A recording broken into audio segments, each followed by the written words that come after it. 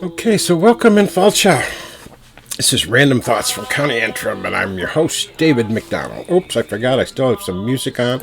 Actually, it's playing Parting Glass, which actually is an appropriate song, sort of, for this very moment. But I'm going to turn that off and get right back with you. There we go. The song is off. Now, this is Random Thoughts from County Antrim. David McDonnell, your host. Now, there was a astute observer of last week's podcast who chastised me a bit because they noticed that once, maybe twice during that podcast, I referred to the current year as 2020. Now, I apologize for the mistake, and I maybe should own up to it, but I'm not exactly sure it was a mistake. It may have been me subconscious speaking, my inner self talking to me and telling me that it's still 2020. 2020 is a year that just may never end. Right now, 2020 is already 14 months long. It may be another 4 or 5 months before we get into 2021. I kind of think that 2021 will be August or September is when it'll start, and it'll only be a 4 or 5 month year, but that's me fear, and maybe that's why I misspoke last week.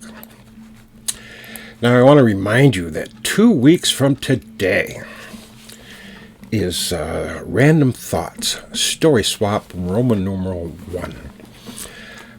The entire half-hour podcast will be devoted to stories by you, which I will broadcast here on this podcast from my beautiful studios in County Antrim in northern Michigan. And I'm hoping you send me stories, 1 minute long, 5 minute longs, whatever it is you want to tell. But I think I will make one change to the format. I had planned to do that podcast live with some sort of video conferencing program with participants telling stories and me bopping people in and out with the appropriate mute buttons and sound buttons. But I've become less convinced that that format's going to work. Part of it is my technological skills. The other part is I'm getting my second vaccine on Saturday.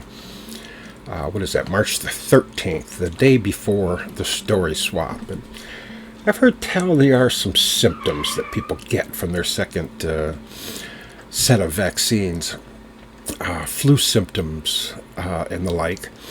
And so I might not be totally up to it on the 14th. So I thought what I would do is have you send me a video, and then I'll take those videos and edit them together, splice them together with some software I have into a half-hour podcast. So it's still going to be your stories on this podcast.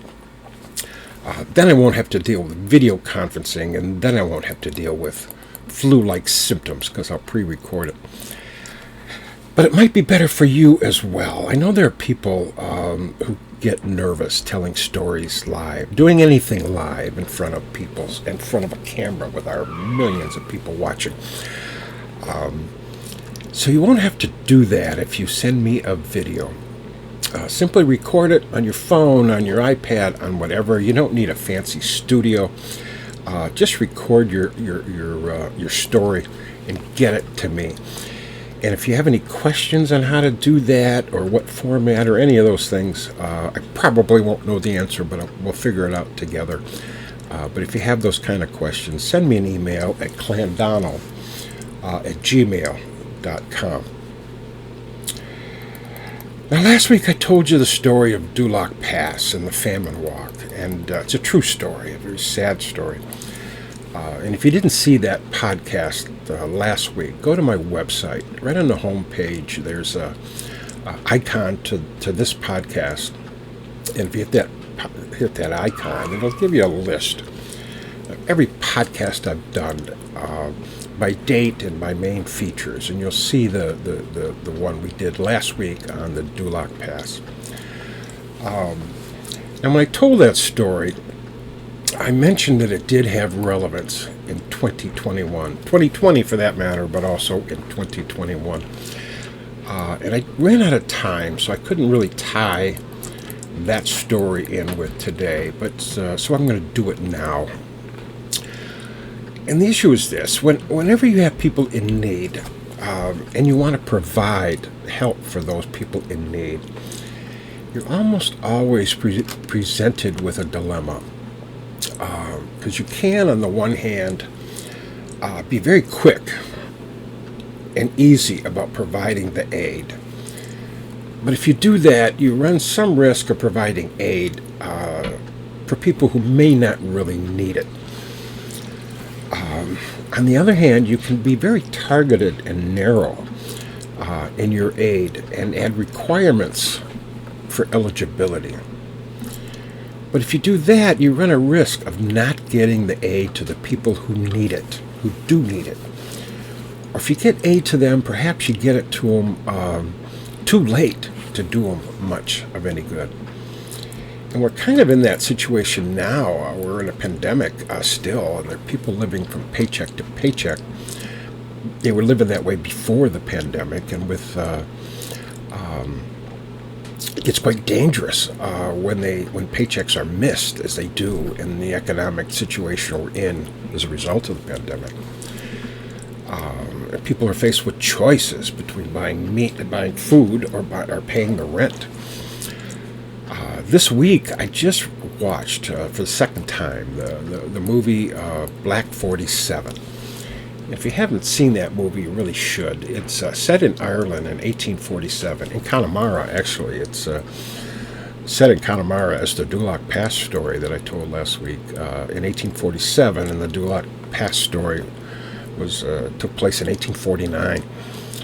But 1847 was the third year of the famine, and there's a line in the movie was spoken by a landlord's agent, and he said in essence, I don't care if they're starving, they still have to pay the rent.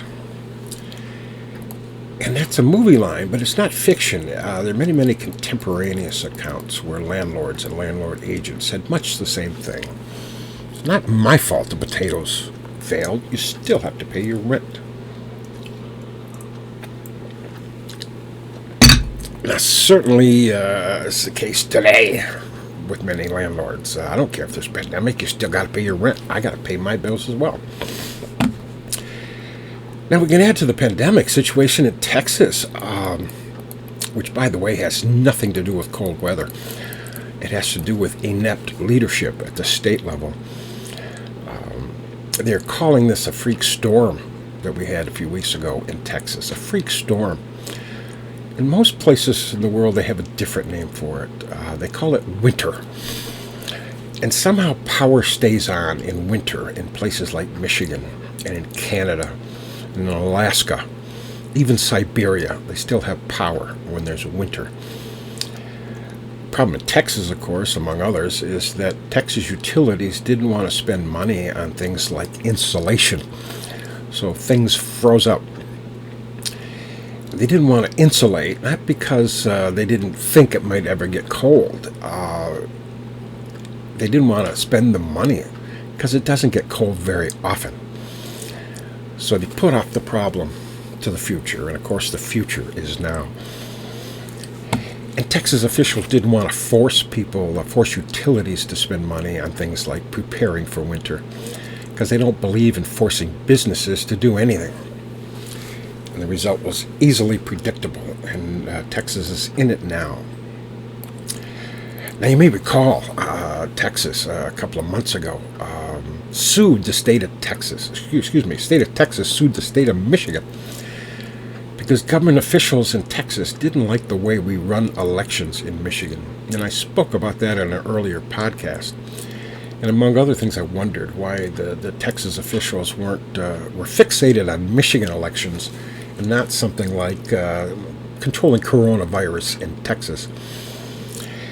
And now it appears that while the government in Texas was fixating on elections in Michigan, they were not fixating at all in providing electricity or heat or safe water to the people in Texas.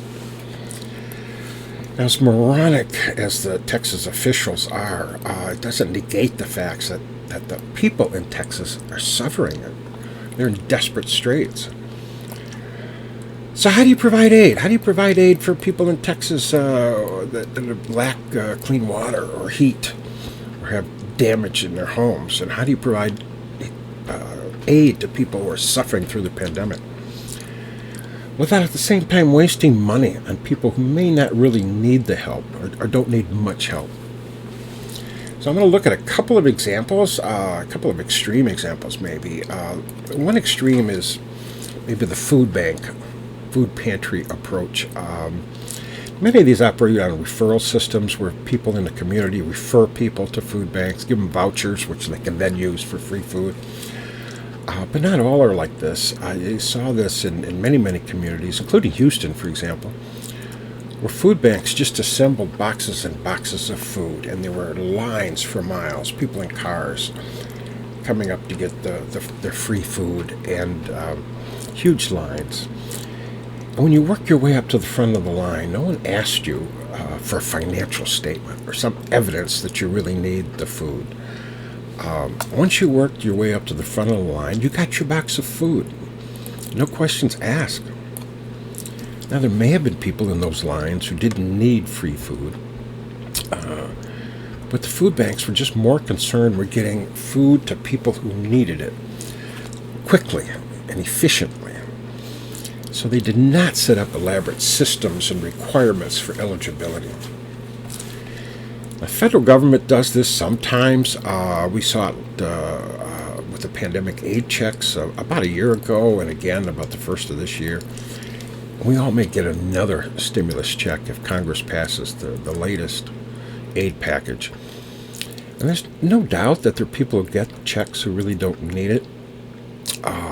And there's no doubt people got checks that were larger than they really needed. But the decision was made then, it's being debated now, that the need to get aid to people who do need it, there is a need to get people aid and get it to them quickly, and thus not set up an elaborate system of requirements and eligibility.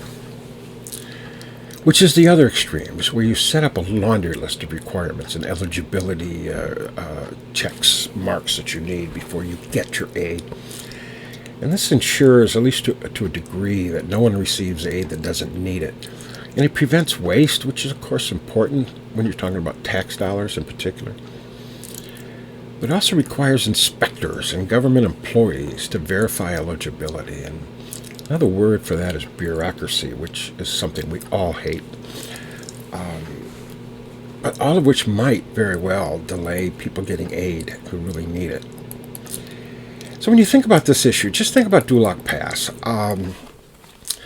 where there were starving people who did not receive aid, could not receive aid, until they met an inspector who confirmed that they were eligible, which in that case was old, sick, very young, or a widowed woman with 2 or more legitimate children. And there were starving people who did not receive aid because they didn't have the strength to meet with an inspector. And there were starving people who died because they expended every ounce of energy they had trying to meet an inspector to get approved for food. Now, I guess I have a little time to talk about the stimulus package. It's $1.9 trillion in this package, and that's a mind-boggling sum. And there are many, many people who claim that believe firmly that it's too much money. It's an unimaginable sum, indeed. And people are suggesting all kinds of numbers, and I personally, I think any number you pull out, you're pulling it out of your ass unless you really look at the components. We're all focused on that $1,400 that we'll get if the aid package is approved as is. But that's about 20% of the package. There's also aid to local governments, state and cities, school districts, and the like, intended to offset the extraordinary expenses of the coronavirus has caused to communities, and also the reduced tax collections from the economic shutdowns. There's a pandemic-related unemployment benefits, an extension of benefits for people who are unemployed or gig workers who aren't eligible for unemployment insurance. There's aid to schools, to help schools open, and those that are already open, help them stay open safely. There's child tax credits, and there's coronavirus testing and other programs. So if you want to challenge the price tag, please do so, because, again, that's a historic, atrocious number. But look at the components, and which one of those, ask yourself, which one of those are not necessary? Or which ones can get by with less money? And all of those are legitimate questions and deserving of debate. But the problem, as I see it, is that folks who claim the price tag is too high are the same people who did not worry about the price tag when we enacted these huge tax cuts to millionaires and billionaires a few years ago. These were people who did not need any help at all. And many of them have made a ton of money during the pandemic. But we didn't worry about that expense then. And I'm going to tell you just one short story about a billionaire, and then move on. Jerry Jones is probably the most famous billionaire in Texas, and he's famous because he owns, among other things, the Dallas Cowboys football team. Now, the Cowboys are worth, that football franchise, are worth about $6 billion. That's according to Forbes magazine. And they play at a stadium paid for by Texas taxpayers. Now, Jones also owns a natural gas drilling company. And the cold weather in the South and the power outages in Texas caused a huge and probably temporary shortage of natural gas and a hike in the wholesale price for natural gas. Now, the price, I had to look this up, the price per MBTU, whatever the hell that means, went from about $3 in early February to $999 in 2 weeks. And the CEO of Jerry Jones Drilling Company said in response to that, now this is a quote, he says, "Obviously, this week is like hitting the jackpot." And that, it seems to me, is the American way. Billionaires get tax breaks. They hit the jackpot during bad times. But spending money to help people during bad times is simply too much money. All right, with that, let's move on. Now, I've exchanged messages with some friends in Ireland. I wish I could meet with them personally, but I can't get there, and they can't get here. But I communicate as much as I can, and I follow the news and other events in Ireland. And I thought you'd be interested on on what's going on there, coronavirus-wise. Ireland is currently at what they call level 5. You can only leave your house for essential purposes, and that includes work, travel to get to essential services, exercise, and even then, with the exception of work, your travel is limited to 5 kilometers. It's about 3 miles. So that's where you have to go to get your essential services, including exercise. They're working on resumption of schools, focusing on early and elementary education, but most schools are closed. There's no construction permitted, except for certain essential projects like hospital work, and they have a housing shortage, so certain low-cost housing is permitted, but otherwise construction is shut down. The only retail services open now in their level 5 are essential retail, which is essentially food, pharmaceuticals, petroleum, financial services. Certain repair and maintenance kind of operations are open, but that's all. You can have a wedding in Ireland, but you're limited to 6 guests. And I don't even know if that includes the bride and groom. It may make making your guest list easier, or maybe it makes it more difficult, but you're limited to 6 people at your wedding. And you can have a funeral in Ireland now, but you're limited to 10 people. You cannot meet with your friends, even outdoors. There's no visitors allowed in your house unless they're part of your social bubble. And the Irish law defines what a social bubble is. Essentially, your family or a group of people that have isolated together. And you cannot have social gatherings unless it's people within your social bubble. Religious services in Ireland now are online only. Religious facilities are open, but only for private prayer. It almost goes without saying that bars and restaurants and pubs are closed, or not closed, they're open for takeout only. Hotels are subject only to essential travel, which doesn't include social events or tourism. Museums, galleries, cultural venues, sporting events, casinos, all those kinds of places are all closed. And of course, masks must be worn whenever you leave the house.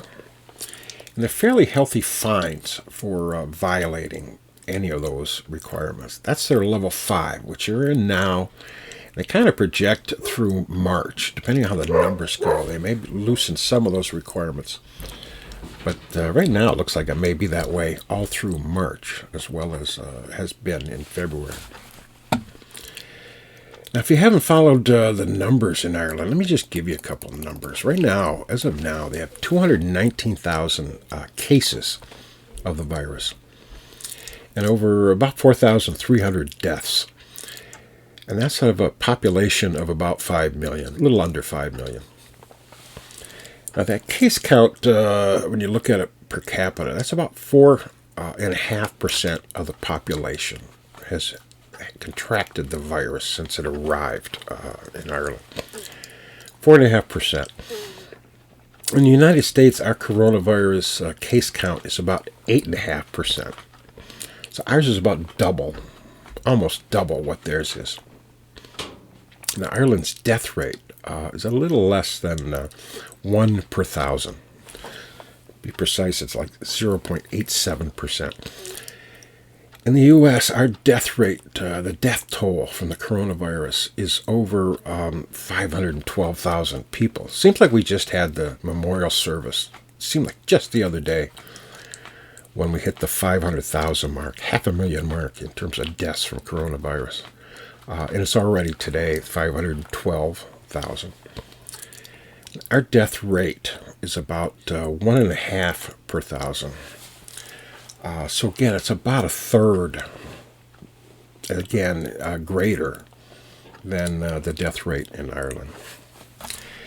Now, you can come to whatever conclusions you wish. I mean, obviously, there are many factors in examining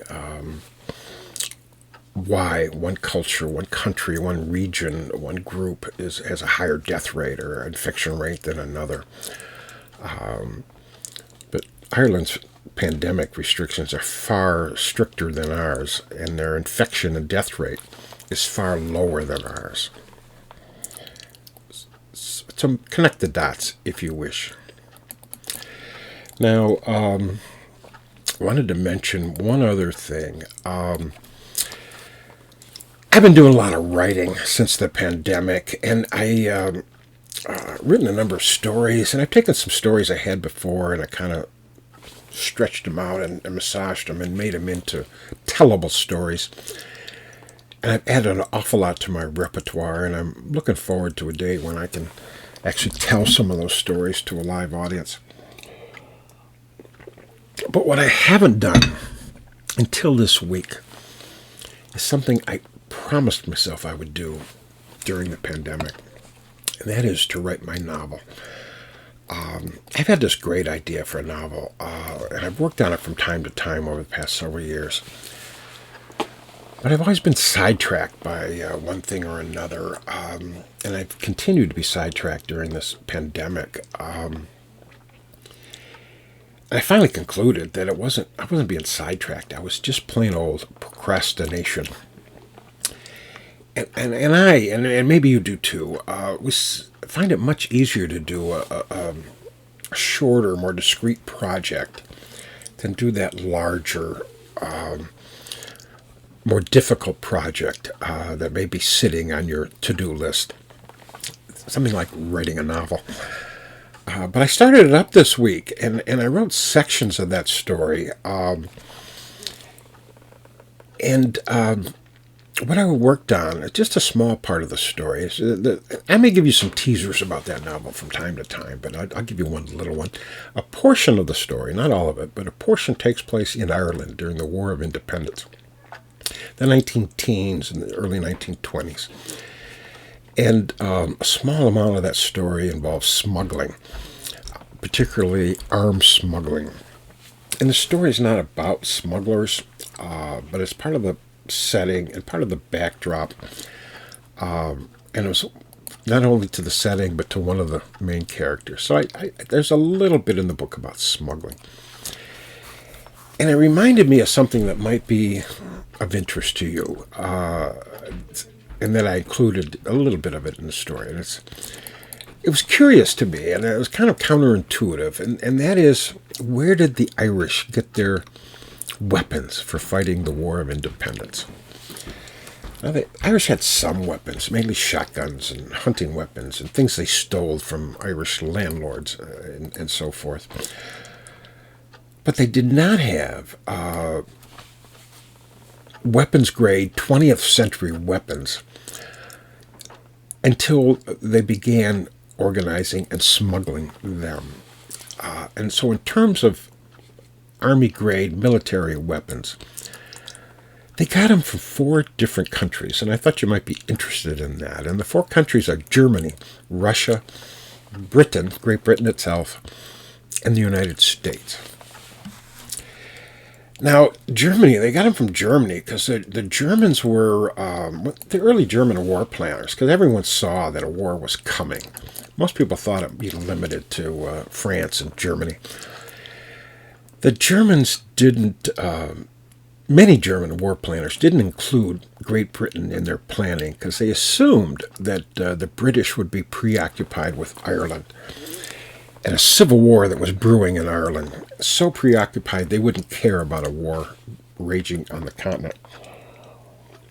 And the war that was about the civil war that was being threatened was, I'd say, some radicals in the south of Ireland. They were called Republicans because they wanted a republic for Ireland, total independence from Great Britain. And on the other side, there were Unionists. They were called Unionists, mainly people in the north, and mainly Protestants who wanted to remain in union with Great Britain and feared being governed by Republicans in Dublin. And both sides wanted arms because they thought there was going to be a fight, a civil war in Ireland. Now, the Germans figured the best way to keep Great Britain out of the war was to foster a civil war in Ireland. And they did that by providing arms to both sides. Germans brought, by submarine and trawlers and other vessels, they brought weapons off the coast of Ireland. And they were smuggled into the Unionists in the north, and they were smuggled into the Republicans in the south. Now, this continued once the war started. It just got more and more difficult because the British Navy made it difficult to smuggle in arms from Germany. And as the war raged on, the Germans were having a more difficult time equipping their own army, which grew larger, and fighting got more intense, and they had a difficult time and did not want to provide German weapons to the Irish. Now, at the same time, the Germans were winning the war in the east. They were fighting the French and the British in the west. They were winning the war in the east against the Russians, and ultimately won that part of the war. In the process, confiscated thousands of Russian rifles and ammunition. And so, as often as they could, the Germans smuggled Russian-made arms, rifles and ammunition, to the Irish in Ireland. So some of the some of the Irish rebels during the War of Independence were equipped with Russian-made weapons. Now, the British weapons that the Irish used came from British soldiers. Now, the British soldiers at the time, during the war, carried everything with them on their back: their rifle, their ammo, their helmet, their mess kits, canteens, letters from home. Everything went with them. There was no place to store those. They were in the trenches. They had everything there they owned right on their body. Now, initially, the British Army didn't anticipate leaves of absence. They thought it was going to be a short war. But as the war dragged on, they began to implement a program for leaves of absence. And essentially, it was 15 months in the trenches, a little over a year. You were entitled to 10 days off, where you would go home and spend that 10 days with your family. And when the soldiers went home, they took everything with them, including their rifle, their ammunition, their helmet, maybe their gas mask. Everything they owned and carried with them in the trench, they took home with them. There were hundreds of thousands of British soldiers who were Irish. And when they went on leave, they went home to Ireland. And one source of weapons for the Irish Republican Army was to barge into the home of a British soldier on leave. Not harm him, not harm his family. Take his rifle, take his ammunition, say goodbye, and go out the door. So many Irish rebels had British Army issued rifles. Now, the fourth one, I think I'm running out of time here, so I'll just say the fourth one was the United States Army. Before the war, the United States had an army of about 100,000 people, and it was up to 2 million in France by the end of the war. And when the war ended, everyone went home.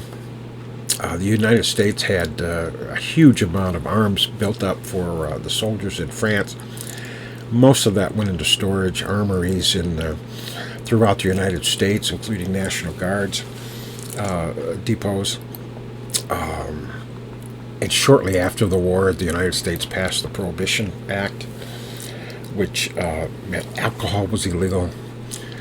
So what you had in the United States was a huge surplus of arms, no alcohol, and no legal alcohol, and the people in charge of getting alcohol to the American people were organized crime. In Ireland, you had plenty of alcohol, but no weapons, a shortage of weapons. The two naturally combined. And you saw the smuggling of, you had organized crime, bribing or stealing weapons from armories, United States Army or National Guard armories, smuggling them into Ireland, and then taking home fine Irish whiskey for sale illegally in the United States. Anyway, I'm going to tell you a little bit about that later, but please send me your story. Take a look at my website. Send me an email. Like and share me on Facebook. Do not send me a TikTok unless you want me to include that on our Story Swap video on March 14th. So that's it for now. Goodbye.